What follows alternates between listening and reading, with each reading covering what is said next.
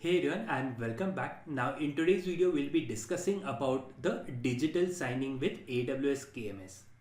Now during our video associated with the asymmetric key with KMS, we were discussing about two primary use cases that can be achieved. One is the encryption and decryption of data. This is something that we have seen, and second one was signing and verification.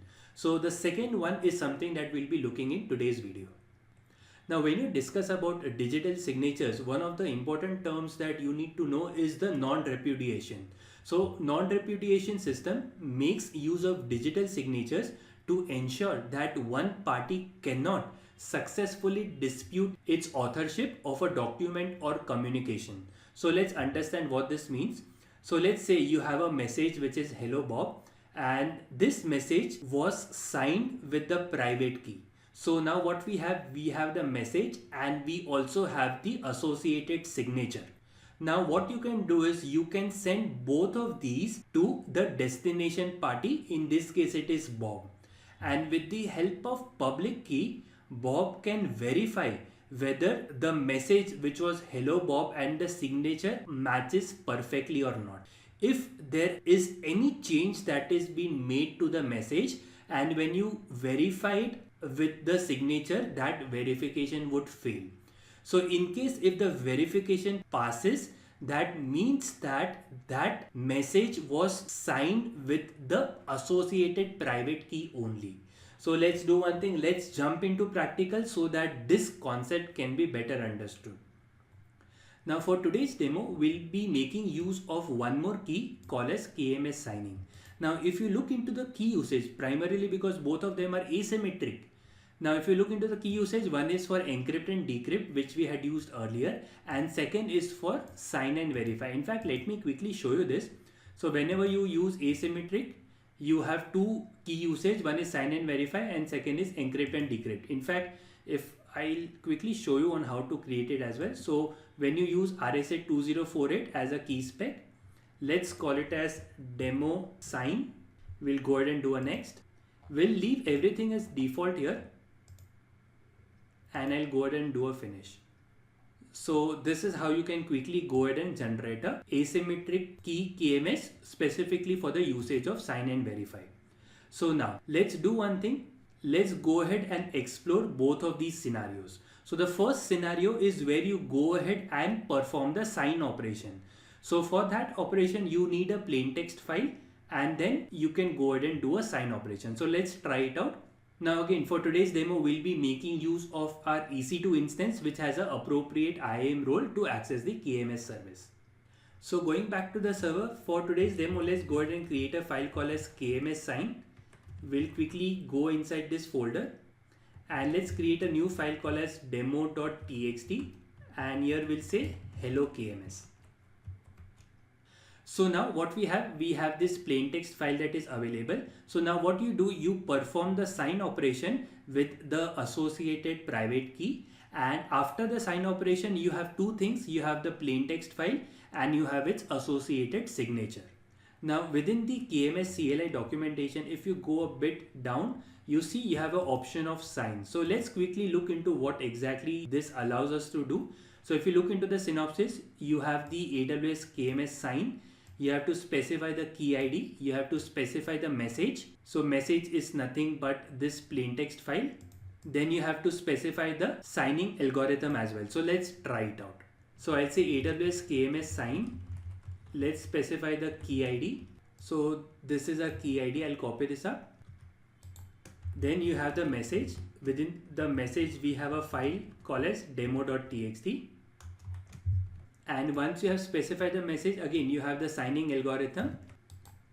And if you want to quickly look into the signing algorithms, so if you go under the cryptographic configuration, these are the signing algorithms. So let's copy one among them and I'll specify it over here. Once I press enter, you see that you have received the associated signature over here. So to make this much more better, let's do a query on signature. So within the output, you see the value associated with the signature. Again, they are part of the double quotes. So let's specify the output of text so that the double quotes also go away. So now you see there are no double quotes. So now what you will do, you'll go ahead and perform a base 64 decode operation and save this to a file called as sine.txt. Now if you quickly do a cat on sine.txt, you see that these is the exact contents. Great.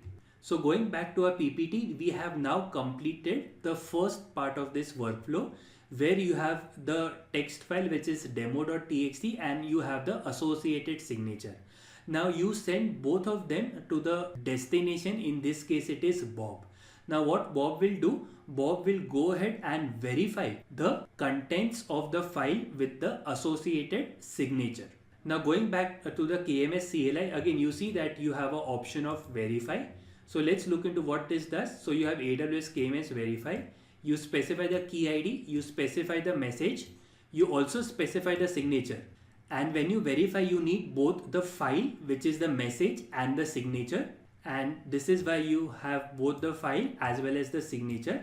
And you also have to specify the signature algorithm. So let's try it out. So I'll say AWS KMS verify. Let's specify the key ID. So if you look into the above command, we can directly see the key ID. And let's also copy the message and the signing algorithm. So now the only thing that is required additionally is the signature. So let's copy this up.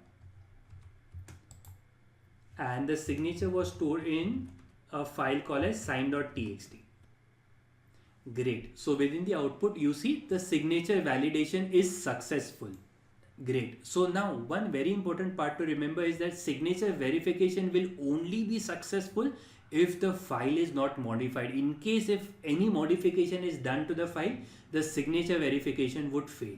So let's try it out. So I'll quickly open up the demo.txt file and let's quickly add a small dot at the end. We'll go ahead and save it. And we'll run the same AWS KMS verify command and immediately you see an error which is associated with the invalid signature exception. So I hope at a high level overview you understood the basic workflow. Now going back to our content associated with non-repudiation, let's quickly revise. So non-repudiation system uses digital signature to ensure that one party cannot successfully dispute its authorship of a document. So what this basically means that if Alice has sent this specific document, it can be an agreement between two parties. And this document is being signed by the Alice's private key. And if the Bob has both the document and its associated signature, and if the verification is successful at a later stage, Alice cannot deny that she had not sent the document, primarily because the verification is successful with the public key. So considering that the private key is with the Alice, the agreement between both the Alice and Bob holds to be true.